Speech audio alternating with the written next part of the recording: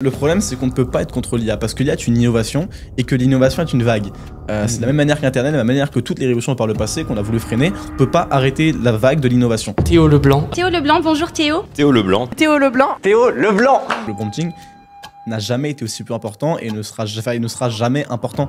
J'espère que ça va pas du coup shadowban la vidéo de dire des termes comme ça. Si tu avais un petit dernier conseil à donner pour les personnes, on va dire, qui sont pas, on va dire, conscients de l'IA ou qui voudraient travailler avec l'IA mais qui sont un peu contre ça. Voilà. Le plus important aujourd'hui, voilà, comme j'ai dit, c'est pas forcément d'apprendre le prompting ou quoi, c'est vraiment de se demander.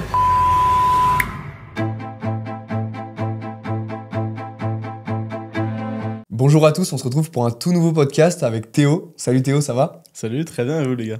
Ça va, nickel. Écoute, ça fait super plaisir de t'avoir sur le podcast parce que nous, comme vous savez, on s'est niché en fait dans le domaine de l'IA et l'automatisation pour notre projet Skillies. Et Théo est un spécialiste du coup de l'intelligence artificielle. Donc on va pouvoir apprendre pas mal de choses. Ça va être super, vraiment super génial. Donc si on peut commencer directement, est-ce que tu pourrais te présenter concrètement en fait pour des personnes qui ne te connaîtraient pas? Ouais, donc je m'appelle Théo Leblanc, j'ai 18 ans. Je suis vulgarisateur en intelligence artificielle depuis maintenant un peu plus de 3 ans. Donc principalement sur LinkedIn, sur ma newsletter, récemment également sur Instagram et TikTok, également en conférence depuis maintenant un peu plus de 2 ans. Donc j'ai commencé à avoir pas mal de cordes à mon arc sur ce sujet-là. Ok, mais du coup, quand tu dis vulgarisateur, ça veut dire quoi concrètement, vulgarisateur dans l'IA? C'est que je suis pas un texte, c'est-à-dire que j'ai pas de passé d'ingénieur, j'ai pas de d'expérience spécialement sur comment est-ce que je vais faire des réseaux de neurones, etc. Par contre, là où je me positionne, c'est pour faire le lien justement entre le tech et le grand public. Parce que c'est un sujet qui m'intéresse vraiment, où j'ai une grande faculté de compréhension, c'est là où je suis bon, c'est pour comprendre vite les choses et les réexpliquer. Donc je vais me bouffer des papiers de recherche, je vais parler à des ingénieurs qui font des trucs ultra précis pour ensuite pouvoir l'expliquer et l'associer à d'autres domaines qui n'ont rien à voir, comme l'éducation, comme la médecine, etc. Pour expliquer au grand public, ok, concrètement, ces trucs-là dans des labos qui sont ultra spécifiques, ultra bizarres, quel impact est-ce que ça va avoir sur votre quotidien? Ok, c'est incroyable, c'est franchement incroyable. Ouais. Mais c'est vrai que dans notre génération, on a toujours vécu un peu avec que ce soit les ordis, tout ça. Mais du coup, toi, c'est quand même incroyable parce que t'es intéressé à l'IA super jeune. Mais du coup, d'où c'est venu, petit à petit, comment t'es intéressé vraiment à l'intelligence artificielle? Parce que c'est pas commun. T'avais dit que c'était avant ChatGPT. Souvent, les gens, ils s'intéressent après, tu vois. J'ai commencé à m'intéresser il y a quelques années, même quand j'étais plus jeune, parce que je m'intéressais déjà un peu à tout. Globalement, je pense que tout devient intéressant et passionnant dès qu'on y passe suffisamment de temps pour comprendre à quel point ce que le domaine est complexe. Donc là, je m'intéressais un peu à tout, et particulièrement tout ce qui pouvait impacter le futur, ce qui pouvait impacter de manière grandement la société dans laquelle on vivait, donc tout ce qui était robotique, tout ce qui était du coup intelligence artificielle, transhumanisme, etc. Tous ces sujets-là, de base, je m'y intéressais un peu de loin. Alors, j'allais pas aussi loin que ce que je peux faire aujourd'hui sur l'IA, mais je m'y intéressais déjà un peu, je regardais de la vulgarisation, etc. Et puis, il y a quelques années, quand j'ai déjà commencé à créer du contenu sur LinkedIn, je me suis demandé, ok, quel est le domaine dans lequel je peux créer le plus de valeur, apporter le plus de valeur dans les 5 à 10 prochaines années. Du coup, dans ces sujets-là qui vont impacter la société, quel est celui dans lequel je peux aller dès maintenant en ayant l'époque, j'avais 15 ans à l'époque, quel est celui dans lequel je peux aller comme ça à fond, sans avoir de background technique, sans avoir besoin de prendre beaucoup plus d'XP, etc. J'avais 16 ans, je dis des bêtises. Et du coup, c'est l'IA, en tout cas, c'est ce que je pense, et dont je suis toujours convaincu aujourd'hui, c'est que c'est dans l'IA où justement j'ai le plus de choses à faire, en étant si jeune, en n'ayant pas ce background technique, mais en étant curieux et en m'enseignant partout. C'est pour ça que je me suis lancé à fond, que derrière j'ai dédié mes journées, quoi. Ok, et du coup, pour parler un peu plus de ton parcours, qu'est-ce qui a fait en fait ce switch où tu t'es dit, vas-y, j'arrête les cours pour me lancer à fond là-dedans? Je suis toujours en cours. Ah ouais, okay. Toujours en cours. Ok, t'es toujours en cours en ce moment, du coup. Du coup, je suis à l'ESSEC, en école de commerce, en post-bac, en BBA. Ok, d'accord. Ok, t'arrives à gérer les deux. Ouais. J'étais persuadé que t'avais arrêté les cours. Putain, incroyable, franchement, c'est vraiment... Et du coup, comment t'arrives à concilier du coup tes cours plus du coup tes business ou même tes conférences, etc. Déjà, c'est beaucoup d'organisation. Hein. Heureusement, je dois trouver du temps quand j'en ai, etc. Quand je finis un exercice plus tôt, je vais taffer sur autre chose en même temps. Aussi, j'ai de la chance dans ma malchance qui est que j'ai un problème médical, je suis hyperacousique. Donc tous les sons j'entends les sons trop forts en full, j'ai un peu de mal, etc. Du coup, ce qui fait que les amphis, j'ai beaucoup de mal à supporter. Et donc, je fais pas les cours en présentiel. Donc, je fais en distanciel, ce qui me gagne du temps sur les transports, ce qui me permet aussi quand j'ai terminé quelque chose plus vite, j'ai pas besoin d'avoir le brouhaha ambiant qui me gêne à travailler, je peux directement enchaîner, même sur les pauses, etc. Donc, c'est simplement en optimisant ça, en faisant super attention à mon sommeil, en optimisant mes journées, que j'arrive à tout concilier, en fait. Ok, putain. Franchement, c'est c'est vraiment Ah ouais, incroyable parce que c'est- je pense que ça doit être une organisation qui est quand même assez C'est colossale. ça, et puis quand même, il faut se rappeler que, enfin, il y a beaucoup de gens en école de commerce qui vont aussi pour faire la fête, pour s'amuser, pour lancer plein de projets, etc. C'est pas conçu comme des études auxquelles tu dois dédier 80 heures par semaine. C'est des études auxquelles tu dédies 30, 40, allez, 50 heures pour ceux qui visent vraiment les top places, mais ce qui te laisse quand même encore pas mal de temps sur le côté. Ok. Ah ouais, putain, c'est. Ah, c'est un rythme, nous on n'a pas, on n'a pas supporté, c'est pour ça on a drop out un peu les cours. Ouais. Mais du coup, ouais, Je peux comprendre. ouais, il y en a beaucoup hein, en vrai qui se passent comme ça. Mais en vrai, je trouve ça cool aussi de faire sa propre expérience, même si quand même les cours, ça reste quand même intéressant. Je pense Ah, la mais formation. Surtout quand t'aimes bien ce que tu fais. Enfin, franchement, quand tu vois la formation est intéressante, à un minimum. Je dis pas que nous, on n'est pas du tout anti-cours, genre vraiment loin de là. Tu vois, on a des bons Ouais, dossiers. quand même. On a des bons dossiers, on va dire, scolaires. C'est juste, nous, on a plus pris on va dire, un pari où on s'est dit, OK, on se laisse tant de temps, tu vois. On n'a pas le choix. Ouais. Donc après, bah, tu vois, Vous rien avez ne mis nous combien de empêche de temps reprendre. Du coup, là, on a arrêté les cours, nous, En novembre, novembre-décembre, Ok. un truc comme ça. Du coup, pour voilà, taffer sur le projet un petit peu, on a brainstormé beaucoup. Ouais. Et puis là, du coup, ça va se concrétiser du coup, le 20 juin pour la sortie. Et puis après, bah, on se laisse jusqu'à janvier 2026 pour que ça marche. Un minimum, ouais. Et si on voit qu'on a tout essayé, que rien ne marche, que vraiment. Mais bon, on n'a pas envisagé en fait cette Non, possibilité parce que, étant donné que même, tu vois, on s'est habitué aussi à documenter ça sur les réseaux. Franchement, les réseaux sociaux, c'est juste incroyable, tu vois, pour quand tu as un projet, pour building public, tu vois. C'est trop bien parce que tu vois en fait si des gens sont vraiment intéressés. Après, tu l'amènes aussi d'une manière qui fait que bah il y a pas mal de personnes qui, même si ils ont rien à voir avec le domaine du freelancing ou Ouais. autre, tu vois, et ben ils vont quand même s'accrocher à ton truc pour dire ok, j'ai bien envie de voir où est-ce que ça va mener, tu vois. Donc pour ça, c'est juste incroyable. Et puis moi, je pense que dans tous les cas, il n'y a pas d'autre solution. Nous, on y va droit. Surtout en vrai, vous bâtissez un levier, c'est-à-dire demain vous pivotez pour X raison, vous vous rendez compte que ça fonctionne pas, faites autre chose, vous avez toujours l'audience, vous avez toujours ces connaissances-là. C'est ça. En Puis vrai, dans tous les cas, même si vous avez raté, vous avez déjà réussi parce que vous avez bâti l'audience et vous avez gagné en compétences, quoi. Après, on a une petite audience encore, mais Ouais, on a c'est encore ça, à bien bâtir sûr, un mais petit c'est peu. le début. Oui, c'est le début. Sur Mais toi LinkedIn aussi, tu commences à faire un peu du contenu sur Insta. Ouais, Est-ce que tu as un but derrière, je veux dire, dans le sens. Enfin, souvent, les gens, ils créent du contenu souvent pour vendre ou autre. Toi, est-ce qu'il y a un objectif derrière? d'éduquer. Devenir la référence francophone sur l'intelligence artificielle. Donc, Ok. qui est celui que j'affichais depuis quelques années, même si sur LinkedIn, etc. Mais LinkedIn, c'est beaucoup trop petit. C'était uniquement la première étape. Donc, que ce soit aussi à travers les grands médias, à travers des livres, à travers ce genre de choses, devenir la référence francophone pour derrière pouvoir lancer plein de projets. J'en ai certains en préparation même maintenant, j'en ai d'autres que j'ai lancés.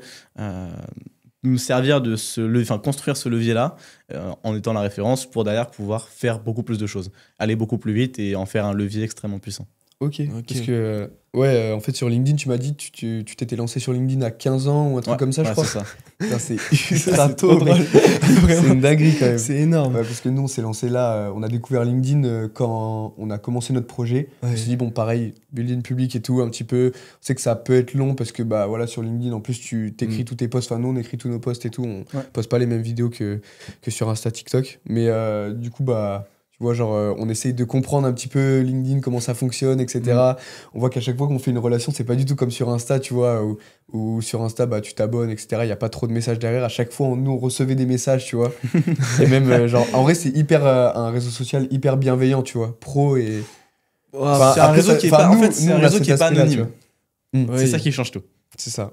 Après, je sais Ouais. pas ce que t'en penses, c'est un réseau d'hypocrites, un peu. Un petit peu. On nous sort dans un podcast public, donc il y a des choses qui ne seront pas dites en public, mais qui seront être dites après. Mais oui, Ok, c'est ça, un, on va. c'est un réseau social qui n'est pas anonyme, donc il y a beaucoup de choses qui se passent en message privé, il y a des choses qui se passent en soirée. Oui, et puis c'est ça un va réseau couper, social ça. où t'as plein de gens aussi, qui est malsain dans le sens où tu vas liker des gens pour qu'ils te likent en retour, tu vas commenter pour qu'ils te commentent en retour, et t'as un peu un Exactement. truc de pression sociale. Et en fait, au départ, si tu veux avoir un minimum de stats, c'est facile, il suffit juste de les commenter chez 30 personnes ou créer un groupe avec 20 personnes et pour que vous likez, commentez en même temps. Et en fait, tu pars déjà avec une base minimum qui te permet d'aller beaucoup plus vite. Donc oui, c'est un réseau qui, par définition, est hypocrite, quoi. Où les personnalités célèbres font des stats parce que c'est des personnalités célèbres et qu'en fait tu likes le nom, parce que quand tu likes sur Ouais, LinkedIn, c'est ton like peut être vu par tout le monde et t'es pas anonyme. Donc tu vas pas liker des gens qui sont pas connus ou qui ont une image pas ouf, même si tu les lis, même si tu les adores, bah, tu peux pas les liker parce que ça va être Ouais, vu sur ton profil. Fais Donc, gaffe à ton image. Ouais, c'est vrai. C'est vrai que c'est assez complexe. C'est surtout que. Même bah, si t'as un avis tranché, par exemple, sur un post, tu vas quand même dire bon, ouais, c'est incroyable ce que tu fais, alors qu'aussi bien, t'aimes pas le logo, tu sais. Pour avoir une bonne image, tu vois. Si c'est quelqu'un que tu connais, qui est dans ton réseau, etc., et qu'il a vu que, enfin, qui sait que t'as vu le post, tu vas liker, tu vas commenter, même si en vrai, parce que tu sais que ça va être vu, quoi. Donc, c'est. Après, bon, Le ça, réseau c'est est pas compliqué. si sain que ça. Non, j'avoue. Mais du coup, concrètement, pour parler un petit peu plus de côté business, toi, concrètement, comment tu vis un petit peu de l'IA Ouais. aujourd'hui? J'ai pris du retard sur mes projets, etc. Le principe, c'est de pouvoir lancer, des 10, 20, 30 projets sur les prochaines années, et d'en avoir une partie qui réussissent et qui sont valorisés, etc. Et de partir de ça comme base. Pour l'instant, ce qui est presque aujourd'hui plus de l'argent de poche qu'autre chose, mais qui me permet de vivre assez confortablement, honnêtement, je vais pas le cacher. Puis vu que je suis encore en études, mes parents m'aident notamment sur tout ce qui est loyer et nourriture. Mais sur à côté, du coup, pour ce qui me permet de tout réinvestir, j'ai les conférences et les postes sponsorisés principalement. Donc, les conférences que je facture quand je vais dans des groupes de dirigeants, quand je vais dans des salons, ce genre de choses. Et du coup, les postes sponsorisés quand je vais collaborer avec Orange pour le MWC, avec Lenovo pour leur nouvel ordinateur, ce genre de collaboration. Ok. Et là, du coup, tu vas faire. Il y a la Vivatech là, qui va arriver. Ouais. Et du coup, tu vas y aller en tant que conférencier. Je suis ambassadeur. Ambassadeur, ok. Je m'y suis pris un peu trop tard pour être conférencier sur l'événement. Donc, là, pareil, j'avais failli. Au final, ça s'est pas fait. Bon, question d'organisation, c'est de ma faute, ça. Ouais.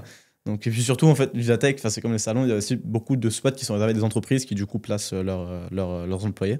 Donc, mais bon, c'est juste que je m'en suis pas occupé. Donc, je serai pas conférencier sur Vivatech, mais du coup, ambassadeur de l'événement. Et du coup, vu que tu fais des conférences, est-ce que tu peux expliquer un peu ta première conférence, comment tu t'es mis dans ce monde et comment tu arrives à gérer le stress? Parce que du coup, nous, on va lancer notre événement, on va parler un peu devant le public. Est-ce que tu aurais des petits conseils pour nous, des petits tips? Parce que bon, ça va être une première expérience. Déjà, le stress, le truc, c'est que perso, je ne connais pas le stress professionnel. C'est-à-dire que je ne ressens que de l'excitation, de l'adrénaline, qui peut du coup. Enfin, c'est un peu similaire du stress dans le sens où. Mais du coup, je m'en sers pour monter en tension, pour monter en énergie et du coup dégager encore plus d'énergie. Alors, c'est crevant. C'est-à-dire que sur une conférence, à l'époque, je traquais du coup mes calories, etc. Je consommais 2000 kilocalories en 1h30. Donc, ce qui est juste absurde. Ah, mais tu peux faire du sport. C'est absurde. D'ailleurs, tu manges des quantités, tu bois. Enfin, je buvais 2 litres d'eau, c'est lunaire.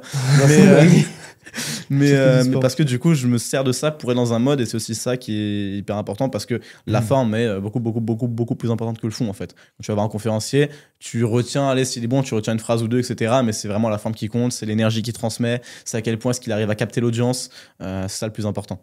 Donc, est-ce qu'il a une bonne élocution, est-ce qu'il te regarde bien dans les yeux, est-ce qu'il est stable, est-ce qu'il a une bonne position? C'est ça qui va vraiment faire la différence. Ok. Donc, ouais, mais après, nous, on a. Enfin, moi, je sais qu'avec mon frère, on a beaucoup de tics de langage et tout. Je sais pas si c'est un truc que toi, t'as travaillé, tu vois, mais enfin, nous, genre, c'est assez compliqué, tu vois quand comment dire, tu sais, quand t'es en conférence ou autre, tu sais, tu fais souvent les fins. Nous, je pense qu'on va souvent faire des donc, tu vois, genre que les trucs un peu de, on va dire des petits détails, tu vois. C'est normal au départ, ça se travaille, ça dépend aussi des gens, mais typiquement, surtout, t'as aussi une technique qui est genre de se mettre dans un mode pour la conférence où en fait, t'as pas ça, typiquement. J'ai un ami qui est une des personnes les plus éloquentes que je connaisse, qui a gagné pas mal de prix, etc., qui a fait Polymnia, qui est excellent, Nathan Bonnet, et qui, lui, justement, est excellentissime, mais hors des conférences, il a un tic de langage où il dit presque 2 fois par phrase, tu vois. Et c'est honnêtement parfois c'est presque insupportable quand tu parles avec lui parce que vraiment il dit tu vois en permanence, mais en conférence il a pas du tout ce tic de langage et quand il parle dans un contexte professionnel etc et qu'il doit faire attention il est dans un autre mode et il a plus du tout le tic. Et ce qui parfois d'ailleurs est assez bluffant parce que tu sais tu le connais dans le monde perso et puis là t'arrives dans un rendez-vous et il parle de manière exceptionnelle, vraiment il est excellent. Et puis, et puis après, à la pause café, bah non, il reprend les tu vois. Ouais, c'est très particulier. C'est un peu le naturel qui revient, il y a un petit switch entre guillemets. Ouais, c'est ça, je saurais pas, faudrait pourquoi pas l'inviter d'ailleurs pour en parler avec lui. Ouais, peut-être sûrement. De toute façon, on va expérimenter, hein, c'est comme ça qu'on apprend. Oui. Et du coup, tu songes pas à faire, je sais pas, on va dire, organiser ton propre séminaire ou en vrai, je pense conférence. Ça pourrait être vraiment bien. Oui et non. J'ai envisagé un moment de partir d'aller plus loin en conférences, etc. Notamment, il y a quelqu'un qui voulait mentorer là-dessus, qui est l'une des références sur les conférences en France et tout, et d'aller chercher plus loin dessus, de le développer, voire en faire une activité principale. Mais dans ce cas-là, oui, ça aurait pu être pertinent derrière de faire des séminaires, etc. Déjà aujourd'hui, en vrai, pense que je rassemblerai peut-être un certain montant de personnes sur une conférence, mais à quel point, je sais pas non plus. Et surtout, j'adore ça. Honnêtement, c'est le truc qui me passionne le plus. C'est le truc d'ailleurs dans lequel je suis le plus doué naturellement. C'est-à-dire que le truc, j'ai dû vraiment bosser, etc. C'est la première conférence. J'arrive en impro et ça s'est extrêmement bien passé. Donc c'est vraiment, c'est l'un des trucs où vraiment je suis naturellement doué. Et c'est génial. Et j'adore ça, vraiment. C'est génial. Ouais. Mais du coup, je le vois comme un passe-temps qui ramène de l'argent, on va pas se le cacher, qui est génial, hein, et, qui ramène du réseau et tout, mais qui n'est pas quelque chose dont je fais mon activité principale, qui par rapport à toutes mes ambitions, mes objectifs, peut me permettre d'aller loin, mais pas aussi loin que d'autres domaines dans lesquels je préfère aller. Oui, okay, c'est vraiment passion, genre comme un sport. Tu pourrais le faire à côté, tu pourrais le faire un peu à côté de temps en temps, tu vois, à côté de tes business. C'est ça, j'adore faire 2, 3, même parfois quelques conférences par mois. J'adore ça, et même se déplacer, etc. Typiquement, j'ai fait... Il y en a une que j'ai fait du coup en Guadeloupe. C'était lunaire, mais c'était génial. La première que j'ai faite, du coup, était à Méribel. Donc, c'est quand tu fais des voyages comme ça. Mais du coup, j'ai pas mal voyagé en France aussi auprès de collectifs de dirigeants. C'est trop bien, quoi. Putain, en Guadeloupe, comment ça se passe? C'est genre quand ils t'invitent, ils te payent ton billet, etc. Ils te payent ton voyage. Là, en plus, c'était au départ. Donc, et puis, ça fait un peu des vacances. Du coup, j'avais profité, vu que j'étais mineur, je devais être accompagné de ma mère. Et du coup, on avait décalé de quelques jours le billet aller et pour du coup se faire quelques jours de vacances sans avoir besoin de payer le trajet. Mais comme c'était un salon, c'était la première édition, c'était le Boost Up Experience, c'était assez génial, c'était il y a un peu plus de 2 ans. C'était aussi au départ, d'ailleurs, c'était mes premières conférences. Et du coup, ils avaient payé le trajet, mais il n'y avait pas de budget supplémentaire. Donc c'était ça le deal, qu'ils prennent le trajet le trajet en charge. C'était trop cool. Ok, putain, c'est incroyable ça. Je pense que ça doit faire des expériences de fou, surtout quand t'es mineur, tu vois. Enfin, c'est ça. Nous, j'avais 16 ans à l'époque. Ouais. Mais du coup, tu te sens pas un peu en décalé, en mode avec, je sais pas, que ce soit les gens de ta génération, à 16 ans, on pense pas du tout comme ça. En école de commerce, tu vois, je pense qu'il y en a qui sont... Encore, ça va, je pense. Encore, ça va, je pense ça va. Mais je veux dire, lycée... Moi, mais j'ai toujours été en décalage, sauf qu'avant, je le subissais, et depuis que j'entreprends, depuis que je fais des choses, j'en ai fait une force, quoi. J'en ai fait une part de mon identité. Totalement. Donc, c'est là où tu te démarques aussi. Le truc, c'est que j'ai toujours été en décalage avec les personnes de mon âge. Donc là, j'en fais quelque chose de bien et du coup je rencontre des personnes à côté. Enfin, je me suis fait mes premiers vrais amis à qui je pouvais parler justement de plein de choses qui me passionnaient pendant des heures, autres que des passions secondaires, on va dire presque comme le foot ou ce genre de choses. Quand j'ai commencé à entreprendre, parce que du coup je rencontrais des personnes plus âgées qui faisaient aussi. Donc aujourd'hui la moyenne d'âge de mes amis doit être autour de 25 ans. C'est cool. Ok, c'est bien. Comme on dit, faut bien s'entourer, tu vois, pour après, on va dire, être meilleur en fait chaque jour. Tu vois, on va dire. Je sais plus qui c'est qui disait ça, mais t'es la moyenne. C'est personnes. Ça, tu l'entends. Ça, c'est logique. Après, c'est un peu la logique, tu vois, parce que si t'es avec 5 millionnaires, tu vois, potentiellement, tu vas essayer de t'affilier un petit peu business, etc. Si t'es pas du tout dedans à la base. Si t'es avec 5 mecs qui font du sport, pareil, tu vois. Mais c'est une question de pression sociale, surtout, en vrai. Donc, que de relations, etc., on s'est rendu compte, parce que typiquement, mes amis les plus proches, justement, font énormément, etc. Et quand je suis dans un environnement où je suis avec eux, où vraiment j'ai la déterre tous les jours, parce que comme tout le monde bosse, du coup tout le monde a la déterre de bosser tout le temps, t'as envie de faire plein de trucs, etc. Et même quand typiquement je vis seul, et eux vivent en coloc, il n'y a pas cette même énergie. Même si c'est mes amis les plus proches, que je leur parle extrêmement souvent, etc., c'est pas pareil. Donc parce qu'il y a moins cette pression sociale, du coup. Oui, ok, de ce point de vue-là, je comprends un peu plus. Mais du coup, pour parler, parce que là, on va parler un petit peu des actus de l'IA dernièrement, on sait qu'il y a VO3 qui est sorti, je pense que tu as dû voir, il y a aussi Claude 4 qui est sorti. Est-ce que toi, tu as pu tester un petit peu tout ça et on voulait savoir qu'est-ce que tu en penses, on va dire, parce qu'on sait que pour certains, ça peut faire peur. Donc, voilà. Alors récemment, les deux derniers mois, j'ai un peu moins suivi parce que j'étais à fond sur un projet que j'ai lancé d'agence de newsletter où je crée et gère les newsletters des créateurs de contenu, entrepreneurs, etc. Parce que vu que ça fait 2 ans que j'ai ma newsletter et que j'ai commencé à avoir la demande là-dessus, j'ai lancé cette agence-là. Donc j'ai un peu moins suivi récemment, j'ai vu passer ça quand même. Après, de ce que j'ai vu, de ce que j'ai pu voir rapidement, c'est pas non plus révolutionnaire, dans le sens où c'est des avancées, c'est des améliorations, mais on n'a pas de nouveaux modèles, par exemple, de nouvelles catégories qu'on ouvrirait. Récemment, ce qui est plus important, ça fait quelques mois, ce qui est plus important, ce qui a plus d'impact, c'est tout ce qui est agentique au niveau des agents, où on va faire des actions directement, où c'est ça qui a aujourd'hui le plus de nouveautés, qui améliore le plus, qui a le plus de différentiel par rapport aux anciennes choses qu'on avait avant. Donc là où Claude 4 est probablement génial, et Claude d'ailleurs, Anthropic est une excellente boîte et vraiment, c'est incroyable ce qu'ils font. Ah, de fou. Mais c'est une amélioration d'un LLM. C'est pas une nouvelle catégorie d'IA. C'est pas quelque chose de complètement, enfin, qui change complètement. Pareil pour VO. Les vidéos sont absolument géniales, sont bluffantes. On commence vraiment à pouvoir s'en servir de manière professionnelle. Mais on avait déjà Sora, on avait déjà Dreamlabs, on avait déjà quand même quelques boîtes qui existaient, qui n'étaient peut-être pas exactement au même niveau, mais qui existaient, qui faisaient déjà ça. Ouais, c'est vrai que c'est choquant. Moi, ça m'a un peu choqué à VO3 quand j'ai vu un peu Avec les vidéos. bruits, J'ai montré un peu à nos proches, on me montrait et ils étaient là, waouh, mais on va plus savoir ce qui est réel. Ah, ils ont peur. Mais Hein. on se disait les pareil sur journalistes Sora, on aussi se qui disait ont peur. pareil sur Dreamlabs. Je sais pas si toi, c'est pareil, mais on va dire les plus anciens, enfin, je parle de notre famille par exemple, Ouais. ils ont peur limite de l'IA. Hier, on parlait du coup avec un ami, une de notre père, il disait l'IA, c'est pas qu'elle m'inquiète, non, je te le dis, elle me fait peur comme ça. Mais du coup, ça vient à mes questions. Tu penses que l'IA va nous remplacer concrètement ou totalement ou pas? Ça dépend ce qu'on appelle remplacer. Je pense qu'on arrive dans une phase de chaos comme on n'a jamais connu. Parce que la révolution industrielle qu'on a eue, là je vais faire des erreurs au 19e siècle, si je dis pas de bêtises, cours d'histoire sont loin, a justement complètement remplacé tous les métiers qui avaient une valeur ajoutée manuelle. Il y avait une valeur, ou alors, enfin, pas tous, du coup, à remplacer une extrême majorité. Et on est passé de 90% d'agriculteurs à, j'en sais rien, seulement 10%. C'est pas les bonnes stats, mais c'est un ordre de grandeur. Du coup, derrière, là, on a le secteur tertiaire qui s'est développé, où on apportait une valeur intellectuelle, on apportait une valeur différente. L'IA vient justement remplacer cette valeur intellectuelle. Et les métiers manuels ne vont pas pour autant gagner en valeur, puisque la révolution industrielle existe toujours, et la robotique va arriver, en plus, d'ici quelques années, beaucoup plus développée en Asie qu'en Europe, parce qu'en Occident, on a une pensée qu'on veut protéger les emplois, et on manque pas de main-d'œuvre, alors que là-bas, un peu plus. Donc, on arrive dans une phase où on a les deux pans, à la fois la valeur intellectuelle, à la fois la valeur physique, qui vont être transformé, pour ne pas dire en grande partie remplacé, et on n'a absolument aucune idée de quel sera le marché du travail dans quelques années, comment est-ce que les métiers vont évoluer. Est-ce qu'on va se retrouver à tous ne plus avoir de valeur? J'en sais rien, peut-être. Ce qui serait d'un côté aussi une bonne chose, parce que ça veut dire que en fait, si jamais globalement tout est presque fait, on n'a plus besoin de travailler pour apporter de la valeur. En fait, on le voit déjà aujourd'hui. Avec l'évolution Internet, avec l'évolution de toutes les nouvelles technologies, on n'a plus besoin de travailler fondamentalement pour avoir de quoi vivre. Et on a de plus en plus du coup de jeunes qui cherchent des métiers avec du sens. Alors qu'il y a quelques dizaines d'années, même plus, je cherchais pas un métier du sens, je cherchais un métier qui permettait de survivre. Tu cherchais juste à vivre. Et c'est ça la question. Si t'avais pas de métier, bon, bah, t'étais dans la merde.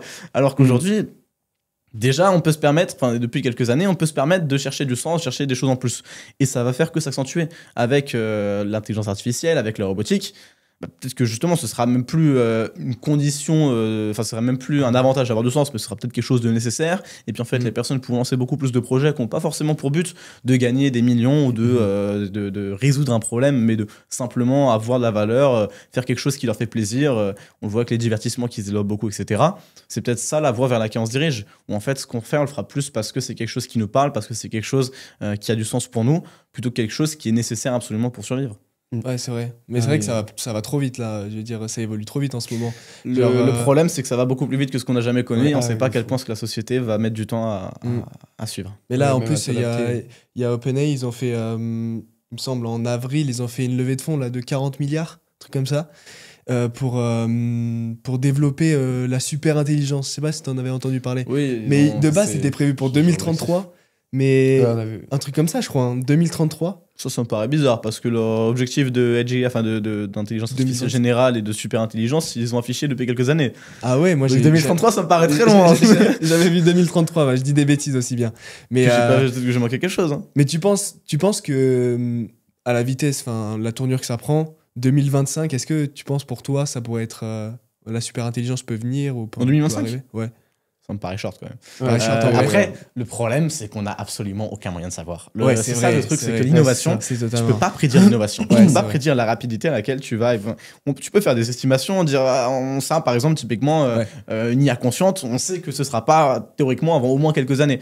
Voire beaucoup plus. Plutôt, on parle en l'ordre de dizaines d'années. Mais ça se trouve, demain, on va avoir, j'en sais rien, une avancée absolument majeure en quelques jours qui va faire qu'en fait, ça va devenir peut-être possible. Donc, alors, pas forcément aussi rapidement, mais on ne peut pas prédire l'innovation. C'est quelque chose qui est quasiment impossible. On peut prédire les chemins à peu près, mais surtout vu que ça fait que de s'accélérer. Ah, du fou. C'est compliqué. Ouais, non, mais après, c'est ça, je pense, qui fait peur aux gens, tu vois, aussi. Je pense parce que vu qu'ils savent pas quand ça va arriver, si peut-être ils ont peur de pas s'adapter, tu vois. L'inconnu fait peur, hein. Ouais, franchement, ça fait flipper, tu vois. Puis là, en fait, je regardais un article qui était tombé, en fait, au Texas, il y avait une école, en fait, où une IA donne des cours. Donc, il donne 2 heures de cours, je pense, t'as dû le voir, tu vois, il donne 2 heures de cours, je crois, et l'école, en fait, elle est dans les 2% des meilleurs des États-Unis.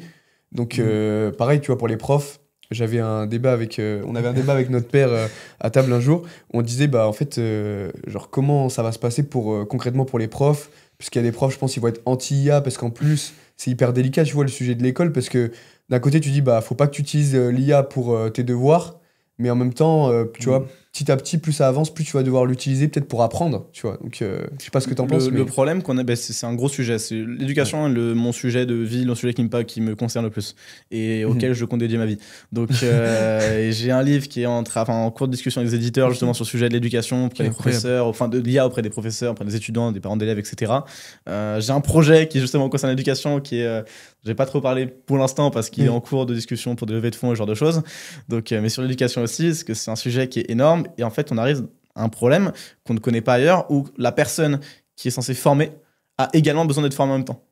Parce qu'il y a quelque chose de nouveau et que ce soit les élèves ou les professeurs, ils le découvrent en même temps. Sauf que les professeurs sont censés guider les élèves. Et donc, comme ils ne savent pas comment faire, il y a plusieurs approches. Il y a ceux qui, du coup, font comme si ça n'existait pas, l'ignorent. C'est-à-dire, l'interdisent, ils disent que voilà, ça n'existe pas. Ils créent un monde clos dans lequel l'IA n'existe pas parce qu'ils ne savent pas comment y réagir. Il y a ceux qui font un rejet complet à l'interdire, à le bannir, etc., à le punir absolument. Et il y a ceux qui tentent de l'intégrer, mais qui ne savent pas trop comment faire, mais qui déjà essayent de l'intégrer dans leur processus, mais qui, du coup, peut-être sont moins pertinents parfois parce que c'est pas adapté, qu'ils connaissent pas forcément l'outil. Donc il y a un énorme enjeu. J'en parlais justement, j'étais en conférence il y a 2 semaines à Bordeaux auprès de lycéens, de collégiens et justement de professeurs. Et j'en parlais avec le recteur de la région Nouvelle-Aquitaine où en fait il a un gros sujet de dizaines de milliers de professeurs qu'il doit former, mais qui sait pas aussi le problème qu'il a, c'est que s'il les forme aujourd'hui à l'IA, en fait l'IA, la technologie évolue tellement vite que quand il aura terminé de les former, il faudra à nouveau les reformer par rapport aux évolutions. Et c'est une énorme problématique dont personne ne parle, mais où aujourd'hui l'éducation est l'enjeu, je pense le domaine dans lequel il y a le plus d'urgence et il y a le plus d'enjeux à agir pour les professeurs, pour nos générations. Parce qu'on est en train de larguer nos jeunes générations avec énormément de nouvelles technologies sans savoir comment les guider. Et que, en plus, ça c'est encore autre chose, mais en plus, au lieu de les accompagner, au lieu de les former, on les culpabilise quand ils ne font pas les choses telles qu'on l'entendrait, telles qu'on pense que ce serait la meilleure manière. Typiquement sur les réseaux sociaux, on vient culpabiliser les jeunes de passer du temps là-dessus, de tomber dans les addictions, sans les accompagner, sans les prévenir de ces addictions, sans mettre en place des systèmes pour les aider, alors que c'est des putains de gosses et qu'il y a des ingénieurs qui sont payés, qui sont des génies, qui sont payés des millions pour faire en sorte que ces gosses tombent addicts. Mais en plus, tu vois, là tu parlais des profs, tu disais il y a plusieurs types de profs concernant l'IA, tu vois, mais on va dire que la grande majorité pour l'instant c'est des profs qui sont genre fermés au débat, tu vois, qui n'ont pas envie d'entendre parler. En vrai, je pense que la majorité, je sais pas. Genre, en fait, il y en a beaucoup qui s'intéressent de plus en plus à l'IA parce que voilà, c'est un peu le sujet. Dans tous les cas, ça va revenir de plus en plus et on va en parler de plus en plus, tu vois, mais t'as toujours en fait des profs qui vont être contre et là on va dire t'en as qui commencent à s'ouvrir de plus en plus, mais la majorité est quand même toujours je pense de profs qui ont pas envie d'entendre parler de l'IA. Pour eux l'IA dans l'éducation ça a rien à voir, tu vois, ça a rien à faire là-dedans. Et le problème c'est qu'on ne peut pas être contre l'IA parce que l'IA est une innovation et que l'innovation est une vague. C'est de la même manière qu'Internet, de la même manière que toutes les révolutions par le passé qu'on a voulu freiner. On peut pas arrêter la vague de l'innovation. On peut la freiner, on peut tenter de la limiter un peu, etc. Mais elle finit toujours par s'imposer comme un tsunami. On peut la freiner, mais elle finit toujours par arriver. Et du coup, la question n'est pas est-ce que c'est bien ou pas, est-ce qu'on est contre ou pour, mais la question est comment, l'innovation est là. On peut pas l'arrêter, on peut pas empêcher l'innovation. Comment est-ce qu'on peut s'en servir au mieux? Et donc se demander, ok, est-ce que ça vaut le coup ou pas? Ce n'est pas une question qui est intéressante parce que dans tous les cas, on n'a pas de solution, on ne peut pas arrêter.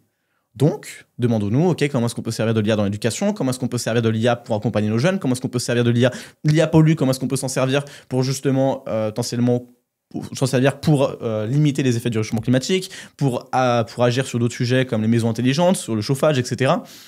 Parce que, encore une fois, je le répète, mais cette question de est-ce qu'on est pour ou contre n'a pas de sens. Et c'est un vrai problème qu'on a aujourd'hui, qui était le même problème avec les réseaux sociaux, qui était le même problème avec Internet, qui était le même problème avec la révolution industrielle à l'époque où des groupes se réunissaient pour casser des machines parce qu'ils pensaient que la machine allait remplacer leur métier. Et parce que c'est normal, on a toujours eu peur de l'innovation parce qu'on a peur de l'inconnu. Mais on ne peut pas arrêter l'innovation. Ouais, il faut l'accepter. Elle est peut-être négative, je ne sais pas, ça se trouve l'IA est négative. Ça se trouve dans 30 ans, on se dira putain, ça c'était de la merde, l'innovation. En fait, c'était pas une bonne chose. Peut-être. Mais dans tous les cas, on peut rien y faire. Ouais, non, c'est sûr. Ouais. Après, je comment pense on s'adapte. Ouais, je pense qu'il faut vraiment apprendre à vivre avec. Après chacun pense. Oui, c'est ça, et se demander je pense qu'il faut comment est-ce qu'on peut s'en servir au mieux, comment est-ce qu'on peut accentuer les effets positifs, l'augmentation remplacer toutes les tâches automatiques qui servent à rien, comment est-ce qu'on peut augmenter la valeur de notre travail, augmenter la valeur de tout ce qu'on peut faire, nous décharger de tout le travail qui nous coûte, qui nous pèse, etc. Et l'autre côté, limiter les effets négatifs. Comment est-ce qu'on peut empêcher les deepfakes, comment est-ce qu'on peut limiter la consommation d'énergie, comment est-ce qu'on peut jouer sur tous ces aspects-là. Ouais. Ça, c'est des questions qui sont intéressantes. Ouais, non, c'est sûr. C'est sûr. Franchement, après, c'est une grosse problématique, hein, comme tu disais. C'est pour ça que je pense que ça te passionne aussi autant. Tu vois. J'ai gagné un peu en débit de parole. Mais c'est vrai que les gens, ils préfèrent le subir au lieu d'essayer d'apprendre, je sais pas, à développer leur métier, à apprendre, je sais pas, parce qu'il y aura toujours. Dans ce secteur-là. Ouais, je sais pas, il y aura toujours même des graphistes qui d'un autre aussi côté, bien vont se faire remplacer dans c'est la 10 ans. facilité. Mais- C'est quand tu sais pas comment ça va arriver, etc. Tu fermes les yeux parce que c'est facile. T'as pas forcément le temps, t'as pas forcément l'énergie, t'as d'autres problématiques. Tu te dis bon, ça me concerne pas maintenant. Et là, c'est un problème dans ce cas-là qui est d'ordre plus élevé. C'est pas l'individu lui-même de s'en occuper, de se dire ok, comment est-ce que ce truc qui impacte l'intégralité du monde va impacter moi. C'est aussi aux plus hautes strates, à l'État, à l'éducation, etc. de se demander comment est-ce qu'on peut éduquer, comment est-ce qu'on peut former, comment est-ce qu'on peut accompagner la population. Ouais. Et c'est vrai. aussi, on va dire que sur l'éducation, etc., Ouais. je trouve que plus tard, tu vois, dans les universités, je pense que ce serait pas bête qu'il y ait que des IA, tu vois, qui donnent des cours, etc., parce que les jeunes sont déjà assez éduqués, tu vois, mais dans des petites écoles, etc., où les gens, où les jeunes, on va dire, voilà, qu'ils ont entre 3 à 8 ans, 8-9 ans, tu vois. En fait, je pense que le prof, il agit pas que en donnant des cours, il agit aussi en éduquant aussi. Parce que il y a peut-être des parents, tu vois, qui peuvent pas s'occuper de leurs enfants. Tu as des parents qui travaillent énormément, qui sont pas forcément là pour leurs enfants, tu vois. Et je pense que le prof agit aussi comme un éducateur, entre guillemets, pour voilà, apprendre voilà, la politesse, peut-être quand le parent ne l'a pas fait, apprendre même d'autres choses de la vie qui sont juste normales, tu vois. Mais c'est assez profond, hein, ce que je dis, tu vois. Mais je pense que l'IA, en vrai, les profs, enfin moi, ma vision que j'ai sur l'IA avec les profs, c'est... je pense qu'ils vont s'en servir et le prof pourra agir comme un peu un assistant, tu vois, de comment bien savoir l'utiliser, etc. Et le truc, c'est qu'au bout d'un moment, l'IA, je pense qu'elle va passer au-dessus du prof, tu vois. Enfin, et le prof agira que, pas sur le côté, c'est un peu dénigrant ce que je dis, tu vois, un mais surveillant, quoi. Enfin, ce sera un peu un éducateur, tu vois. éducateur. Peut-être pas pour les écoles, mais je pense que plus ça va monter, plus tu vas monter, genre collège, lycée, etc. Et plus le prof va être mis de côté. Enfin, après, moi, c'est mon avis, je sais pas ce que t'en penses, mais... Vos termes, les gars, faut travailler le wording. Dites pas ça en face des professeurs. Tranquille. Mais non, le sujet de l'éducation, j'ai 200 pages qui sont en cours d'écriture, donc il y a vraiment plein de sujets.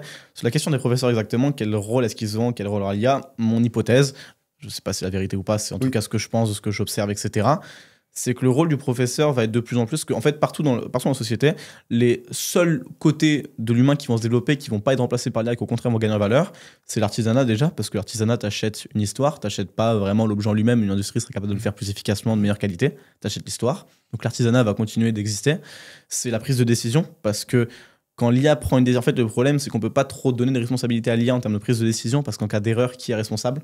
Et même en cas de réussite, à qui est-ce qu'on accorde les bénéfices? Donc c'est pour ça que la prise de décision sera aussi quelque chose qui va se développer du côté humain. Et finalement, c'est l'humain. C'est la relation humaine, c'est justement ce côté émotionnel, parce qu'on reste un animal social, que la solitude n'a jamais été aussi grande. Et donc, je pense que ce vers quoi on se dirige, en tout cas sur l'éducation, c'est que toute la partie réciter le cours, toute la partie finalement uniquement régurgiter des connaissances et transmettre bêtement des connaissances sera associée uniquement à l'IA. Également, le fait de faire des exercices sur mesure, de faire des leçons sur mesure sera à l'IA, mais que du coup, le professeur aura vraiment un rôle humain, un rôle d'accompagnant, un rôle de support émotionnel, de référent plus âgé auquel s'adresser, avec lequel discuter, etc. Et où du coup, il pourra consacrer, parce qu'aujourd'hui, c'est un problème, les professeurs aimeraient potentiellement passer plus de temps avec chaque élève pour l'accompagner, pour mieux les comprendre, etc. Mais ils ne peuvent pas parce qu'ils n'ont pas le temps. Et justement, l'IA va venir libérer ce temps-là pour les professeurs. Et je pense qu'ils auront beaucoup plus ce rôle humain de support émotionnel presque. Ouais, non, franchement, là, de ce point de vue-là, Ouais, franchement, je pense que le prof, il aurait vraiment un rôle humain, comme tu disais, à jouer même, tu vois, pour s'occuper plus, on va dire, cas par cas, tu vois, des élèves. c'est Parce ça. que bah, là, on va dire que Mm. actuellement, c'est vraiment, ils donnent le cours et limite, bah, tu vois, plus t'avances, par exemple, quand c'est dans des amphithéâtres, pardon, bah, tu vois, il connaît le nom d'aucun, tu vois, de quel élève. Après, là, je prends vraiment le Oui. level. Accompagner 200 personnes ouais, aussi, voilà. c'est compliqué, je pense. Mais tu vois, dans les classes de 30 personnes, c'est le cas aujourd'hui où les profs, Mm. eh ben, ils donnent cours, mais il y a des fois, il y a des élèves qui sont mis sur le côté inconsciemment. Peut-être qu'ils ont besoin d'être accompagnés parce que bah, ils ont des mauvais résultats, tu vois. Donc, c'est vrai que ce côté humain-là, je pense qu'il va vraiment jouer. Et plus l'IA va avancer, plus le côté humain sera important. Et je pense qu'il, de toute façon, ce sera essentiel si tu veux éviter la solitude. Parce que je pense qu'après. Ouais, c'est Mais ça. surtout, il y a quelque chose qui est mal compris aujourd'hui, où quand les professeurs justement ont peur d'être remplacés par l'IA, ils disent que l'enseignement est quelque chose d'uniquement humain. La transmission de connaissances, oui, le fait de régurgiter bêtement des choses, non, ils n'ont pas de valeur ajoutée quand ils expliquent que A plus B au carré est égal à A au carré plus 2AB plus B au carré. Ils ont de la valeur quand ils vont l'expliquer sur mesure à chaque élève et quand ils vont l'accompagner sur son processus d'apprentissage. C'est ça où ils ont de la valeur et c'est ça où chaque professeur est intéressant. C'est pas uniquement quand ils répètent le programme.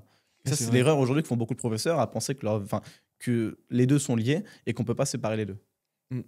Et tu penses que du coup, le programme, du coup, enfin, on parlait de programme, mais du coup, est-ce que tu penses que le programme va être changé et plus adapté via l'intelligence artificielle pour éduquer justement les jeunes générations sur l'intelligence artificielle et on va dire, les faire changer un peu là-dessus pour suivre la vague comme on Mon parlait. rêve, ce serait un programme sur mesure qui s'adapte à chaque élève en fonction de ce qui l'intéresse, ce qui l'intéresse pas, etc., de ses manières d'apprendre, Ouais, ok. etc.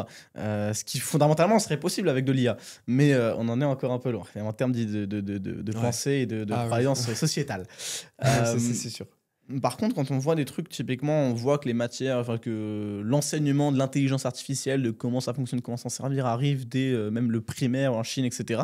Je trouve ça. Enfin, beaucoup de gens crient au fait que justement c'est génial et qu'on a besoin d'enseigner l'IA extrêmement tôt. Je suis pas forcément d'accord. Pour moi, c'est comme la programmation. C'est important justement d'intégrer l'IA comme on intègre Internet dans les processus. Pour autant, on n'enseigne pas comment fonctionne Internet. On enseigne des bases pour comprendre, comme un peu tout, mais on n'enseigne pas à chaque élève comment devenir un développeur Internet, un développeur back-end, sur comment faire des sites Internet, etc. Donc, quand je vois qu'aujourd'hui, on a beaucoup de gens qui justement sont en train de réclamer des cours d'IA, apprendre à faire des réseaux de neurones, apprendre à faire des rétrogradations, etc., je suis en mode, mais est-ce qu'on se trompe pas d'objectif là? Est-ce qu'on ne se trompe pas de direction? Ouais, ça va donc trop loin c'est après, aussi. Oui, mais en fait, comme on sait pas, beaucoup de gens ne savent pas comment réagir parce qu'on arrive, enfin, peu en plus de gens se rendent compte que oui, c'est une révolution qui va avoir énormément d'impact, probablement plus que tout ce ce qu'on a jamais connu. J'ai bougé le micro, c'est fait exprès. Hop. Ce qu'on n'a jamais connu par le passé. Et donc, on veut prendre des mesures adaptées, etc. Mais faire attention à ne pas se perdre non plus sur, OK, concrètement, quel impact ça va avoir. Voilà, enseigner aujourd'hui des techniques d'entraînement d'IA en primaire, je pense pas que ce soit adapté. Ouais, c'est pas du tout- c'est pas du tout adapté.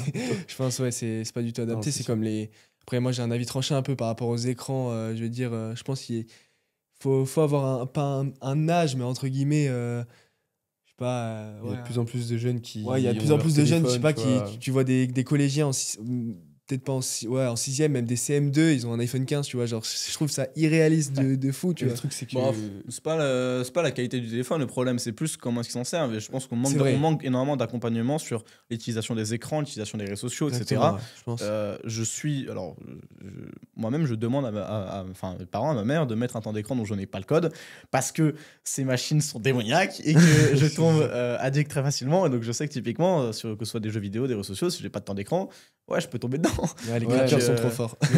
Le truc, c'est que que si tu mets pas de restrictions, tu vois, même à tes enfants, tu vois, le truc, c'est qu'ils peuvent se faire embarquer tellement vite. C'est et, ça. tu sais, se C'est faire hallucinant. influencer tellement vite, que ce soit sur les réseaux sociaux, parce que Mm. bah, je crois qu'il va y avoir une loi qui va être mise en place pour interdire les réseaux sociaux aux enfants de moins de 15 ans, tu vois.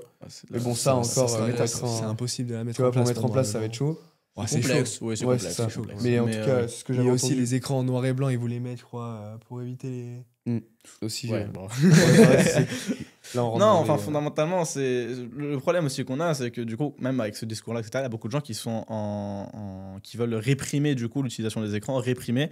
Et je pense pas que créer de l'opposition avec les enfants, avec des personnes justement soit la solution, mais plutôt être dans le dialogue, être dans l'échange, être Bien dans sûr. l'enseignement, parce que quand on est jeune, on peut ne pas avoir conscience aussi de l'impact que ça a, des addictions que ça peut créer, Oui. ce genre de choses. Et c'est là où le parent, là où les personnes plus âgées ont pour moi un rôle extrêmement important d'accompagnement, d'enseignement et surtout pas de culpabilisation.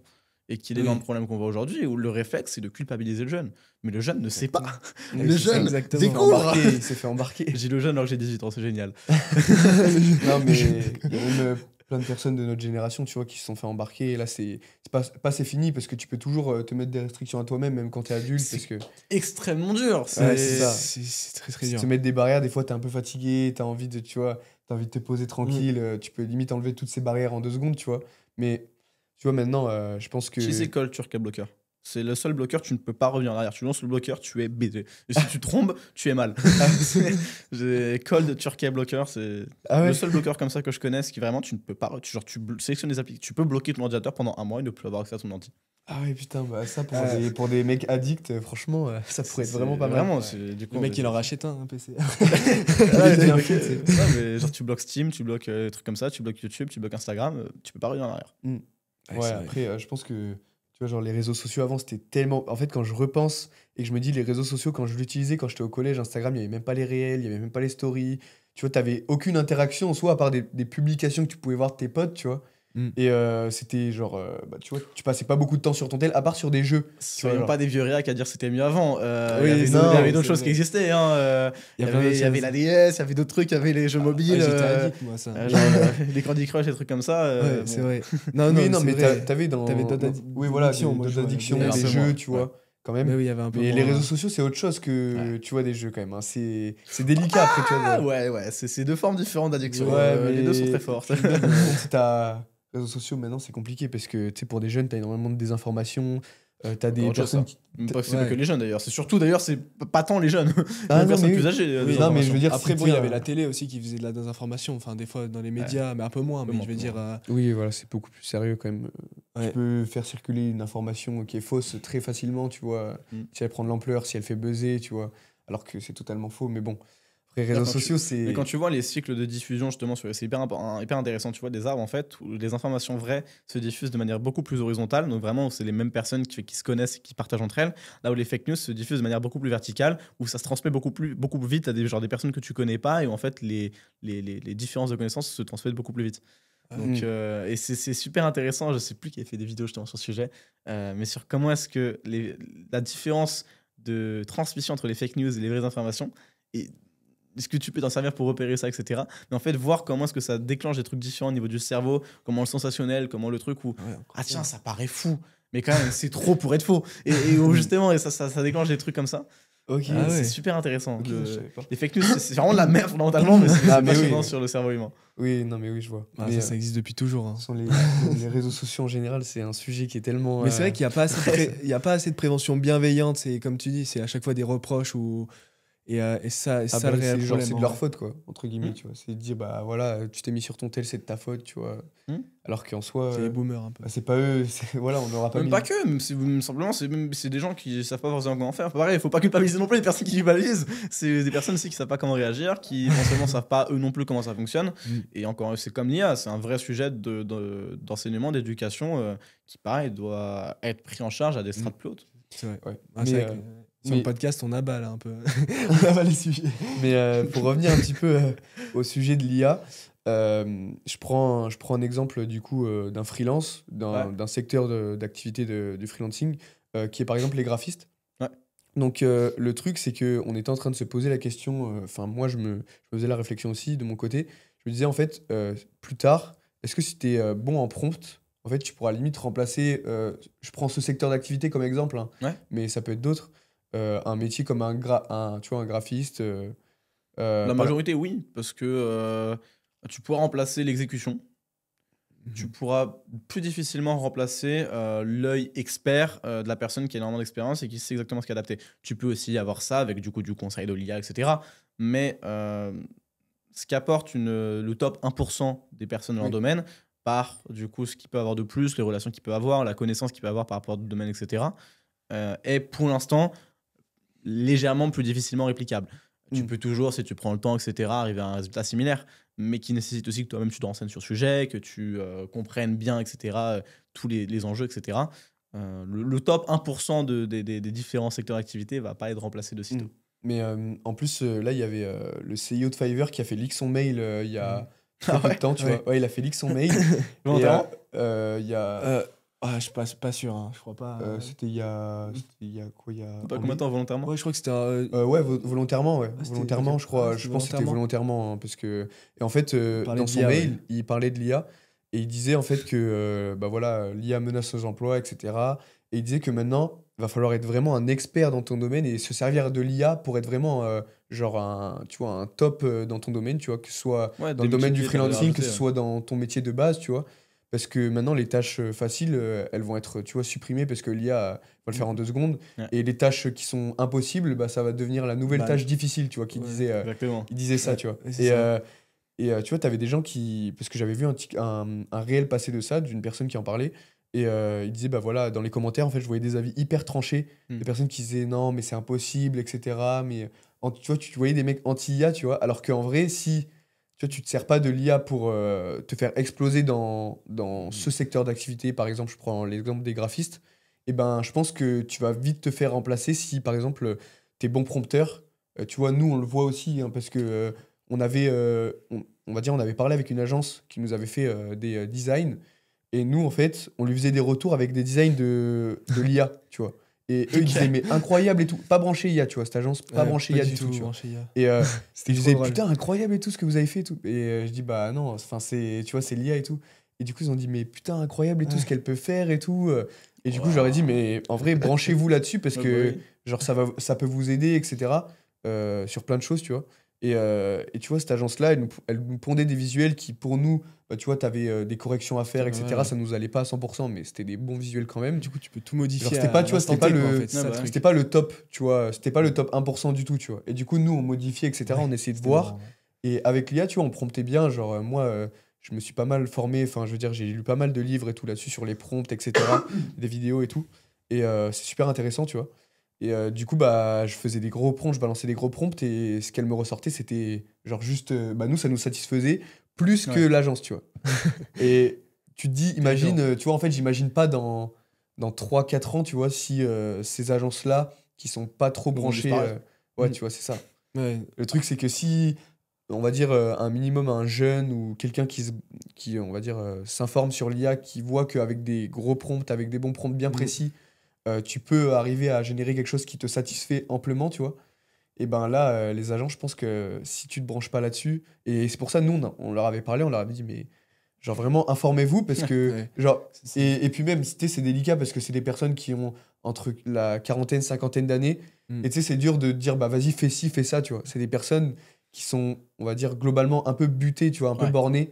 Mm. Ça, c'est, tu vois, c'est toujours ça, tu vois, quand t'arrives pas à accepter quelque chose, que t'es un peu une nouvelle génération. Je dis ça, mais peut-être que nous, quand on aura 40, Ouais. 50 ans, on verra Il y une aura un nouvelle autre technologie truc, ouais, arriver, une, c'est ça, une nouvelle hein, innovation, et on dira, mais c'est de la merde, c'est pas ouf, tu vois. On sera les vieux réacs. Ouais. Mais c'est vrai qu'avec un simple croquis maintenant, même avec ChatGPT, On avait vu des tu peux trucs, faire de la ouais. génération d'images très clean. Hein. Justement, il y a un seul truc dans ton discours qui me gêne, c'est que je pense que les prompts n'ont jamais été aussi peu importants qu'aujourd'hui. Et Ok. ça reste le jour par rapport au futur où c'est le plus important. C'est-à-dire que ça va être de moins en moins important. En Ouais. sens où les IA deviennent de plus en plus développées, notamment en termes de compréhension du langage, pour que simplement en parlant de manière naturelle, en expliquant ce que tu attends, etc., en maîtrisant mieux le domaine, en maîtrisant le domaine selon tu veux, selon tu parles, ce que tu attends, tu auras un bien meilleur résultat qu'en travaillant un prompt ultra Oui, précis, ultra long de 350 caractères qui va te prendre une demi-heure à faire. En fait, ça aurait été beaucoup plus efficace de parler pendant une demi-heure avec l'IA, d'échanger sur le sujet pour avoir des premiers résultats et faire des retours. oui, non, Ouais. non, non, oui. Après, je vois totalement. Puis même maintenant, tu peux parler en direct avec l'IA pour voilà, avoir Ça, des c'est bien, ça, retours ouais. et voilà, faire voilà, communiquer en fait avec l'IA simplement, tu vois. Mais en soi, les prompts, comment dire, on va dire que c'est pas nécessaire de faire des prompts de 350, tu vois. Peut-être je me suis mal exprimé, 350 lignes et tout. Mais je pense que ça va être on va dire, nécessaire de communiquer, Ouais. on va dire, un minimum bien avec l'IA, tu vois. Même si, ouais, tu vois, c'est tu plus disais- communiquer, savoir communiquer tout court. Ouais. Que ce soit avec, enfin, c'est juste apprendre à exprimer ses idées, apprendre à exprimer son intention, parce que et en fait, c'est un truc qui m'énerve parce que je vois beaucoup d'influenceurs de choses parler justement du prompting, comme quoi c'est le plus important avoir des formations de prompting. Et j'avoue, moi, c'est l'avis que j'ai qui est un peu différent, que j'ai pas trop vu ailleurs, mais pour l'instant, mais où j'en suis 100% convaincu, c'est que le prompting n'a jamais été aussi peu important et ne sera jamais important. Le métier de prompt engineer a quasiment instantanément disparu et que simplement savoir exprimer ce qu'on attend, savoir exprimer ses intentions, savoir échanger de la même manière qu'on échangerait avec un stagiaire ou qu'on échangerait avec une agence a beaucoup plus de valeur que savoir, ok, dans quelle heure est-ce qu'il faut que je mette mes mots, etc., pour avoir un meilleur résultat. Puis le gain de temps aussi, Ouais, c'est vrai. le gain de temps, c'est un truc de fou parce que, imaginons, je prends un exemple, tu communiques avec une agence, t'attends, bah, du coup, tu lui donnes tel critère et tout. T'attends, je pense, tu vois, un petit peu, t'as un retour, t'attends encore, tu vois, peut-être ça peut durer un mois avant que t'aies un visuel, un logo, tu vois, qui te plaise un minimum. Alors que, bah, tu vois, avec ChatGPT, tu communiques pareil, mais sauf que t'as des retours en temps réel, tu vois. Pareil, t'adaptes ton discours, peut-être si t'as pas été assez précis. Et genre, juste, c'est un gain de temps aussi qui va être. Mais de toute façon, l'IA, entre guillemets, est un gain de temps de base. Ça va être un gain de temps si tu l'utilises bien dans ton métier aussi. Ouais, c'est Mais, ça. Si là, tu mélanges les deux, ton expertise et l'IA, je pense que ça va être vraiment fort pour le. prix pour de la base, partie hein, de toute graphiste, façon. c'est vraiment fort. Mais il y en Bah a oui, beaucoup du coup. maintenant qui utilisent. Ça augmente la vélocité surtout, c'est ça, c'est ceux qui font, ils vont aller beaucoup plus vite. Et Oui, ça, on en voit des personnes qui lancent plein de projets en même temps, qui, au lieu de lancer un SaaS tous les 2 ans, bah, en fait, tu peux en lancer un tous les 2 mois parce que ça va c'est beaucoup plus rapide. Et l'IA augmente la vélocité, quoi. Ah, mais de fou, parce il y a qu'en plein de plus. développeurs qui sont. Là, bah ouais, il y a des.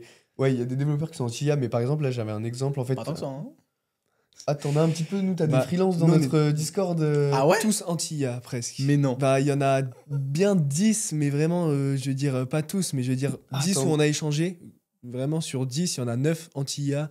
En fait, parce que. Après, peut-être, on n'a pas pris les bons développeurs, tu vois, mais. C'est quoi, c'est parce que justement, dans quasiment tous les devs que je connais, ils sont, enfin, dès qu'ils sont testent, ils branchés. sont en mode, ah ouais, bah ça a changé ma manière de coder, je vais 10 fois plus vite. Mais il y en a qui disent c'est de la, tu vois, c'est de la merde. Tu vois, Ouais, ils disent c'est vraiment pas scalable, concrètement, tu vois. c'est pas ouf, etc. Tu vois, nous, ils nous avaient fait flipper carrément, tu vois. Ouais. Ils nous avaient Ah fait ouais flipper parce Bon. qu'en en fait, Vraiment. notre SaaS qu'on a développé là, du coup, parce qu'il y avait qu'un modèle d'abonnement côté freelance, tu vois, bah, le truc, c'est que ça a été fait en vibe coding, tu vois. Donc, Ouais.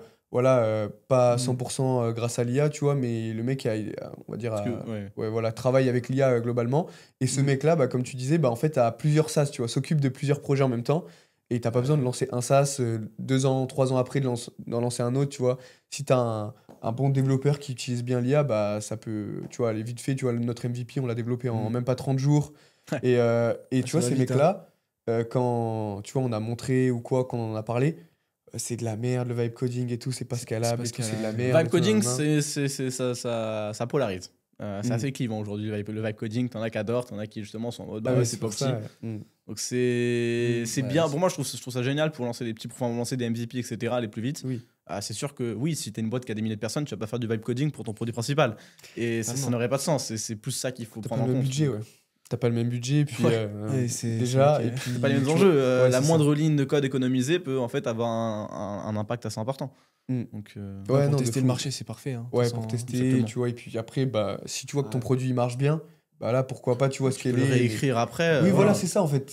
T'es pas limité, tu vois. Mm. Et du coup, nous, on On s'était s'était fait ouais, incendier, on s'était vraiment. fait un peu Ah incendier ouais là-dessus, ouais. Ouais, ils étaient là, ils disaient ça c'est de la merde, ça c'est de Il la faut jouer merde. là-dessus, il faut faire des contenus clients un peu. Je te jure, mais. Bah, Mais ouais, parce tous qu'en les plus, développeurs là, ados, ouais, dans, notre c'est bon. Discord, dans notre Discord, on a à peu près 300 freelances, un peu plus de 300 freelances, et il y a genre une cinquantaine de développeurs, tu vois. Ouais. Et quand on avait demandé un peu l'avis, c'était. Très Nous, tranché. on avait demandé du coup au CTO de Arthur Valton, tu vois. On lui Ouais. avait dit, mais. Tu sais, on avait un peu paniqué, tu vois. On avait dit, mais vibe coding et tout, c'est quoi et tout. Parce que nous, tu vois, on savait ce que c'était, mais Ouais. on était. On n'est voilà, pas technique, on n'est n'est pas très pas technique. très branché Ouais. tech, tu vois. Tout ce qui est codé, etc. Enfin, nous, tout le côté tech, vraiment, Ouais, c'est pas pour nous, tu vois. Pas très, Et très bon, du ouais. coup, bah, on avait parlé un peu avec lui, il nous a rassuré, tu vois, mais on s'était vraiment fait flipper parce que les mecs, ils nous parlaient, mais en fait, vu qu'ils nous parlaient avec un langage assez technique, tu vois, bah nous, on comprenait pas grand chose, juste le final du truc, on comprenait que juste c'était On avait nul, perdu fallait de pas le faire, l'argent, que- on avait Ok. perdu des sous. Alors qu'en soi, tu vois, je suis pas. Enfin, après, Ouais. après avoir pris du recul, après avoir parlé avec le CTO du coup Achille, et ben c'est pas du tout ça, tu vois. Et lui-même nous a dit, hein, c'est des mecs pas branchés du tout là-dedans, c'est des devs seniors, tu vois, qui font que du qui font code, que du code et, ouais. et qui, tu vois, s'intéressent pas du tout à l'IA et tout. Mais après, moi, je trouve que pareil, de toute façon, ça revient au même un peu sujet de base, c'est va falloir s'y intéresser au bout d'un moment si tu veux gagner du temps et même lui, tu vois, je parlais beaucoup avec lui et il me disait, bah voilà, maintenant j'ai des projets, j'ai des SaaS, tu vois, j'en ai 6, tu vois, il y en a 6 qui développent et tout en même temps. Le mec, c'est un malade. Bon, après, c'est vraiment un malade. C'est Ouais, il Ouais, travaille j'ai de pas fou, comme tu ça vois. aussi, ouais. Mais tu vois, il travaille de fou, mais il dit, bah avant, votre projet, je l'aurais fait en 3-4 mois, tu vois. Ouais, là, il le Et- fait en 2 semaines. Voilà, là, tu vois, on a fait pas mal de retours et tout, mais en 30 jours, c'était plié, tu vois. Et en 30 jours, le truc est opti, tu vois, on peut le sortir. Alors qu'avant, tu vois, peut-être au bout de 3-4 mois, on aurait eu des retours encore, et peut-être on aurait sorti au bout de 5-6 mois, parce que bah, peut-être il y aurait eu des galères ou quoi, tu vois, parce que bah, faut toujours prendre en compte qu'il y a des galères, mais maintenant, tu vois, c'est trop puissant. Même faut là, s'en pour les servir. développeurs, surtout, c'est juste abusé. Maintenant, tu peux faire plusieurs projets en même temps. Et t'as pas le truc de ouais, mais si t'as plusieurs projets en même temps, tu t'éparpilles de fou et tout, alors qu'en soi, bah maintenant. Oui et non, c'est vrai. Oui, non, mais forcément, ça tu fais dépend moins si t'es à lesquels 100% aussi. sur un projet, mais t'as des personnes. Typiquement, je sais, je suis incapable de passer 1 an sur le même truc à faire que ça, quoi. J'ai besoin Ok, de- toi, ça te lasse un peu. Ouais, j'ai besoin de. Je suis un créatif, j'ai besoin d'avoir d'autres idées, de faire d'autres projets, etc. Là où je suis bon, c'est pour comprendre rapidement et identifier les points, justement, identifier les idées, comment est-ce qu'on fait les choses. Donc, Ouais, mais nous, Genre, c'était t'as notre pas drôle. une idée, et genre, tu veux la monter vraiment haut, tu veux avoir plusieurs petites j'en idées. ai, mais. Enfin, si, après, derrière, tu vas avoir plusieurs grosses idées que tu vas Oui, monter voilà, très c'est haut. ça. Hein. Mais Des je suis empires. pas. Typiquement, faire. Pour ça que avant, j'avais toujours été fermé globalement au modèle des agences, en mode toujours faire le même truc, faire que de l'exec. J'ai du mal, quoi. Ouais, c'est compliqué de faire toujours la même chose. Ouais, Enfin, bah, après, ça aussi, pareil, il je y en le a vois qui avec aiment le bien, montage de c'est- podcast, ça hein. dépend. Ouais, mais en vrai, nous, tu vois, c'est pareil, là, on se remettait un peu en question, tu vois, et moi, le truc, c'est que j'aime bien avoir, tu vois, avoir plusieurs idées. Ouais. Je me Ah remets ouais, beaucoup en tout le question sur, que ce soit sur notre produit de base pour notre plateforme, mais que ce soit sur les autres idées qu'on peut faire aussi, Ouais. parce qu'on sait que, je sais pas, peut-être que dans 6 mois, ça nous prendra très très peu de temps, tu vois, et que peut-être qu'on pourrait avoir d'autres trucs à côté.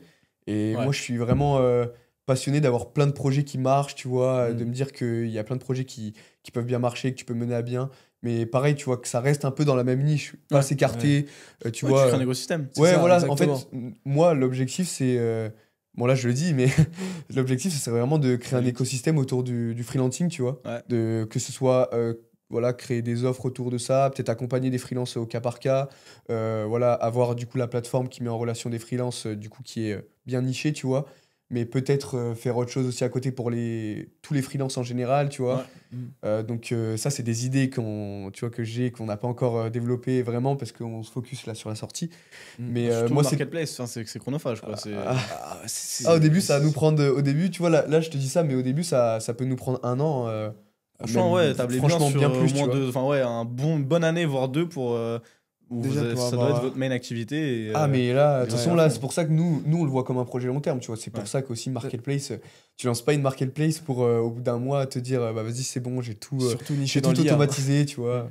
Non, Surtout mais niché dans l'IA et l'automatisation. Ouais. C'est vrai En que plus, c'est un vite, do- en plus. c'est un domaine, tu sais, on en parlait un petit peu dans l'appel la dernière fois, mais c'est un domaine, c'est assez nouveau pour les Ouais. gens, Ouais. surtout là, pour le domaine du freelancing, c'est en pleine expansion, tu vois. les agents Mais IA c'est aussi. pas la demande, c'est pas la même demande qu'il y a sur des développeurs, sur des graphistes, sur des designers, Bien sûr. que tu peux avoir sur des plateformes comme Fiverr, Upwork et tout. Tu vois direct la demande. Mais par contre, au niveau de la croissance, c'est juste abusé, tu vois. Genre, Ouais. Ah ouais, je vraiment. pense que, en fait, on s'était dit peut-être qu'on s'y met peut-être un peu trop en avance, tu vois. Peut-être, on va dire. Oh, vous êtes bien. Hein. Genre, ouais, voilà, en fait, on est dedans, mais peut-être que la demande, tu vois, au niveau de la demande des entreprises Genre, et t'as du des nombre de gens, freelances, elle est là. c'est pas la même chose. Et peut-être que on s'y prend peut-être un peu trop tôt pour la demande qu'il y a par rapport à des autres secteurs Si vous d'activité. le prenez pas maintenant, vous serez trop tard. C'est ça. Mm. Et c'est moi, je me suis dit, mais en fait, vaut mieux s'y prendre maintenant et Ouais. que ça se construise vraiment petit à petit et que le jour où ça explose, bah, tu diras, bah, nous, on est là depuis longtemps, Non, tu vois. on est au début de l'explosion, on est dans la phase, là, early adopters. Hein. Ouais, Donc, c'est ça. on arrive quand même, on est plus si loin, on est à 2 ans du pic, je dirais. Ouais, c'est ça. Mm. Et du coup, bah, c'est pour ça que moi, je me suis dit, bah, je préfère prendre ce risque-là qui en soit pas un gros risque, tu vois, Ouais. que de dire, bon, vas-y, on attend. Et c'est pour ça que c'était une grosse problématique aussi pour nous, parce qu'on s'était dit, bah, on ouvre à tous les freelances. Ouais. Mais pareil, C'était un une peu- marketplace où tu ouvres à tous les freelances, tous les domaines du freelancing, où du coup, tu te vois accueillir n'importe quelle offre d'entreprise et n'importe quel freelance, du coup, Faut qui avoir 10 000 postule. freelances en fait. C'est vraiment. En fait, on c'est avait ça, faut remarqué avoir avec le un nombre de Discord. freelances qui est énorme. Après, tu vois, si je dis pas si on avait eu une communauté de 100 000, tu 100 000 vois, abonnés, ouais, 100 un 000 truc comme abonnés ça. sur Instagram, peut-être qu'on aurait eu un Discord avec plus de 10K, Là, on a- plus de 10K freelance, tu vois. Mais là, c'est Mm. pas le cas. Et puis même, on est que deux, tu vois. On Mm. n'aurait pas eu l'argent pour recruter des mecs. C'est pas le truc qui demande le plus de non, salariés, non, le je pense marketplace. pas. Hein. Non. Ouais, mais tu vois, genre s'occuper de, comment dire, genre s'occuper un peu de Après, tous les freelances. avec notre modèle, en fait, ça matcherait pas. Modèle, ouais. Avec notre C'est ça. modèle. Mais, Modèle d'abonnement. mais c'est vrai parce que nous, en fait, C'est on pas le avait modèle testé le le plus facile marché déjà. Du coup, je sais pas si on t'avait expliqué, mais du coup, sur notre Discord, on avait posté des annonces en amont t'avais genre un freelance qui postait, des fois qui postulait, des fois t'en avais pas. Ouais. On s'est dit déjà avec 300 freelances, de plus que on t'a expliqué notre modèle, ça va être système abonnement. Après là, on a revu un peu, mais oui, principalement ça va être de l'abonnement. Ça matche pas du tout. On peut pas faire 10 000 users. Après, on n'a déjà, pas pris le modèle, on va dire, on n'a pas pris le business model le plus simple, tu vois. Parce qu'en soi, des modèles comme Fiverr, Upwork, etc. et toutes les autres plateformes pratiquement, qui sont des modèles de commission, c'est le modèle le plus simple parce que du coup, t'obliges pas le freelance, tu vois. T'obliges pas le freelance à te dire, ok, je dois payer pour accéder à des annonces, etc. Donc c'est un risque aussi. Donc, mais nous, on sait qu'on va le gérer, tu vois. Fallait bien se positionner. Mais pour revenir un peu sur l'IA, je voulais parler tu vois ou pas, des personnes qui changent le LLM des fois des IA pour faire on va dire des IA malveillantes. Est-ce que toi, t'as déjà essayé de changer le LLM et aussi si tu peux expliquer... Pas changer le LLM, mais... Et si tu peux expliquer un peu ce que c'est un LLM pour les personnes qui savent pas réellement ce que c'est. LLM, c'est Large Language Model, enfin un modèle de langage large. C'est toutes les IA de texte auxquelles on va parler, en fait, qui vont prédire la suite, qui vont nous répondre en texte, qui vont comprendre le texte, qui vont répondre en texte. D'ailleurs, on a des IA multimodales, donc qui intègrent à la fois des LLM sur le texte, et également des IA sur tout ce qui est visuel, sur tout ce qui est le son parfois, etc., la vidéo. C'est ça, un LLM, c'est comme ChatGPT en fait au départ, une IA de texte simplement. Ok. Et il n'y a pas vraiment d'IA malveillante, mais en fait c'est plus qu'on a des techniques, parce que globalement il y a des garde-fous qui sont mis pour éviter qu'on puisse demander tiens, comment est-ce qu'on fabrique une bombe, et que ChatGPT nous réponde la manière de fabriquer une bombe. J'espère que ça va pas du coup shadowban la vidéo de dire des termes comme ça. Pire, tu mettras un bip, le paf du montage. Ça sera dans l'intro, ça sera. Exactement.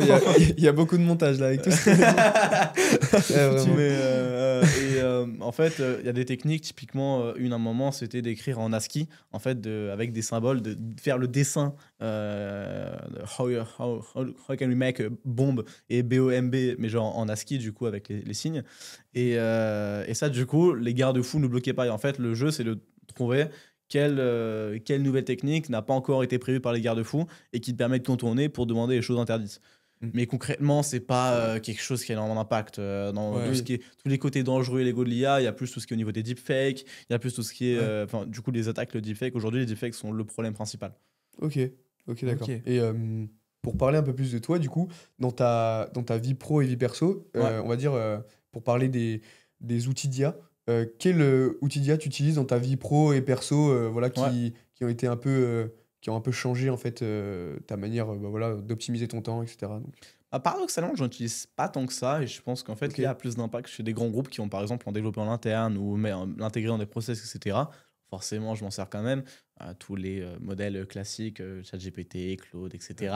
Je m'en sers pour de la recherche, pour de la veille, pour de l'écriture, pour des drafts en écriture, ce genre de choses.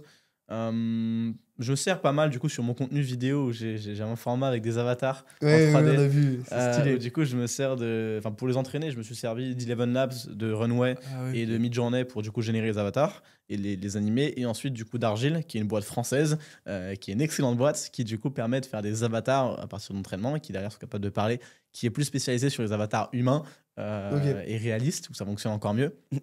Mais qui du coup permet d'animer ces avatars et de régénérer du texte, de leur faire parler à l'infini globalement, juste à envoyer aujourd'hui du texte sur mes avatars, sélectionner la voix et ça part. Donc ça que j'utilise pas mal. Sur mon agence de newsletter, du coup on utilise... on est en train de développer aussi des solutions internes pour du coup pouvoir faire enrichir aussi les abonnés qu'on a sur les newsletters, du coup ajouter des données par rapport à du scrapping ou genre de choses qu'on pourrait faire sur internet, sur les réseaux pour du coup avoir plus d'infos et faire des newsletters. À terme, la vision c'est carrément de faire des newsletters sur mesure, que genre chaque personne reçoive la newsletter qui lui corresponde le mieux.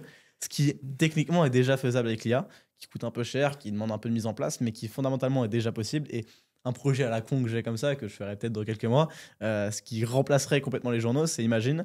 Tu t'inscris avec un abonnement, un truc comme ça, tu t'inscris, en gros, tu rentres les infos que tu veux ou pas, ou juste tu t'inscris, derrière l'IA va chercher toutes les infos qu'elle peut sur toi, pour que tous les jours sur WhatsApp, tu reçoives à l'heure qui te convient le résumé des news de la journée en fonction de ce qui t'intéresse, en fonction des trucs ton domaine d'activité, etc.